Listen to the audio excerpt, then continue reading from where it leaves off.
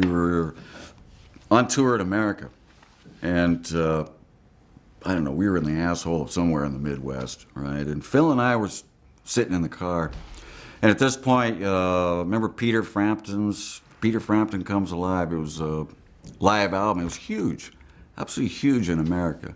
Every time you turned on the damn radio, there it was, show me the way, you know. And you couldn't get away from it, right? You know, but, you know, credit to it was a good album, and it was a brave move. That, you know, nobody had done really live albums at that point. And it was a huge hit. But the more it got played, the more it just pissed Phil off. He says, you know, I don't get this. You know, listen to that audience. What the hell's that guy doing there? Is he like turning somersaults and cartwheels? Listen to that audience.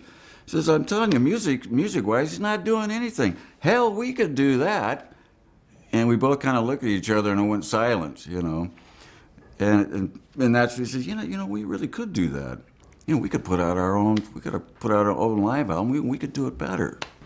I think that was fairly obvious to the record company and to us as well, that it had to be done, you know, because you really needed to catch that sort of spark that the band had, you know, and we knew we could do it, but being that sort of band, there's some bad nights because you're taking risks. If you don't, then it's just going to be stale.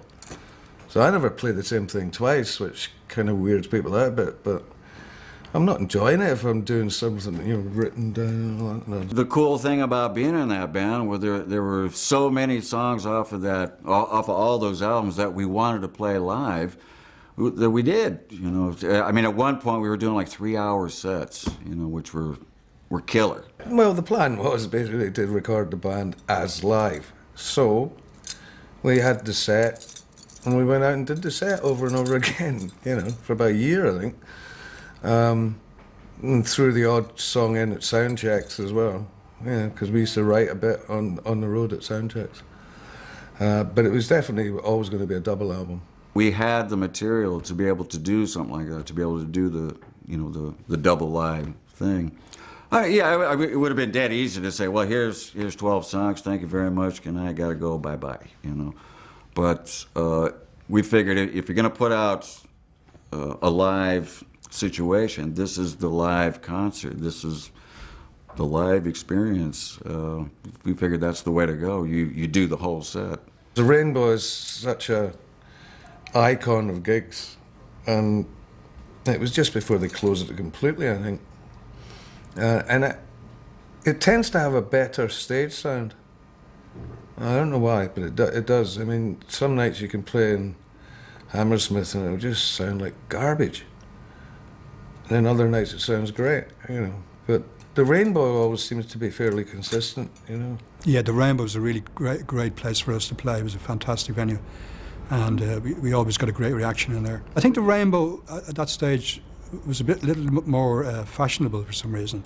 I remember I went to see Frank Zappa there when he fell off the stage and all that, and, you know, so that's sort of, it was a pretty good venue, you know. It was like, and the Rainbow itself, the actual name is a good name, we thought, you know, so that's a good place to record, you know.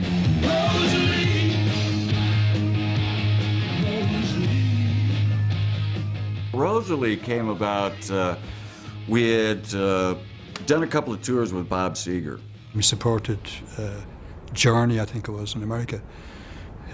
Journey was topping the bill. I think we were second on the bill, and Bob Seger was third on the bill. But we got kind of really friendly with Bob and the band, and we used to check them out every night he played. Yeah, he was great, and he's great live. He really was. He was a big change in him since those days. He was a wee bit more mellow, but they rocked. It was great. Phil brought in this song, and he goes, you know, we had to try this Bob Seger song. I was like, whoa, hold on, man. We're going to record something that was written by somebody else? Whoa. He goes, no, this is a pretty cool song. It's real obscure. No, you know, nobody will really know. Taking a well-known track and covering it is always a bit risky. But if they don't know the track and we do it our way, then, and you're not upsetting any Seger fans either, are you? So. And he puts this thing on, and it's like this, it's almost like a ballad. Ding, ging, ging, ding, ging. Phil, what the hell are you thinking about here? He goes, no, listen, we could speed it up. And he picked up his bass and doom, doom, doom, doom, doom, doom, doom. And that's when we, like, oh, yeah, but then we go, that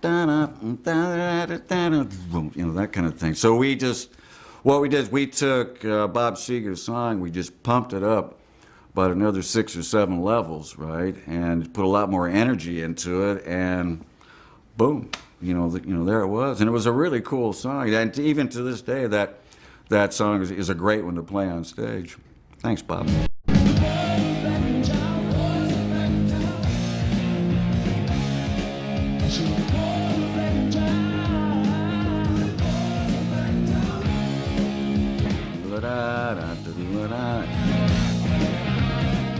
Obviously, I hate it now because it's one of those things. If you spent your life playing the bloody thing, and The Boys Are Back in Town was like very sort of was lucky to get on there, because at one stage we weren't going to put it on the record. It was really touch and go whether it was going to go on or not, because we had so many other good tunes there. For the band, it was just another song. It's off the Jailbreak album. First 2 albums didn't sell a bean, right? And we're kind of nervous about this. So 3rd album comes out, we go into rehearsals determined. And we probably went into this writing sessions for about 3 or 4 weeks with our little 8-track, recording system. And we came up with, I think it was 15 songs, right? And we knew we could only get 10 or whatever on the, because of the groove thing, the quality thing. So we shortlisted the 10 songs that we thought were going to be the ones to make it. And, well, let's have one of the managers come down and have a listen, see what he thinks. And we played him all of the songs, right? And he said, well, I see here on the list, you don't have this song. What's it called here? The Boys Are Back in Town. You don't have that on your short list. I said, well, yeah. He goes, well, I actually like that one better than blah, blah, blah over here. I said, well, okay, well, there's one guy who likes that song. Okay, well, we'll put The Boys Are Back in Town there, and we'll take that one out. And that was the one that obviously broke it for us in a worldwide sense. So it was a pretty seminal part of things, and a great single.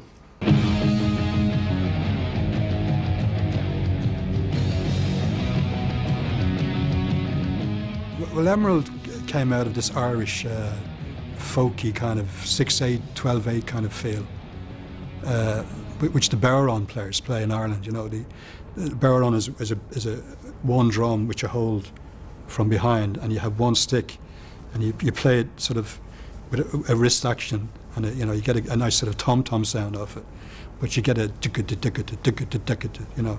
So Emerald was like based around that kind of tempo.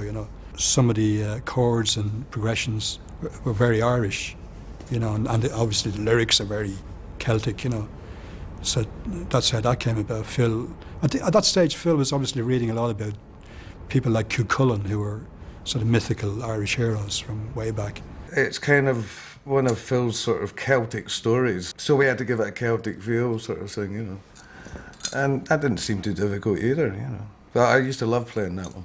Emerald really was the first real sort of powerful, Irishy, Celtic kind of song that we came up for. We had other ones, but they were a bit lighter in weight, maybe a little more cutesy, Irishy. This was the first one that had the real hardcore edge to it, where real meaningful sort of guitars, drums,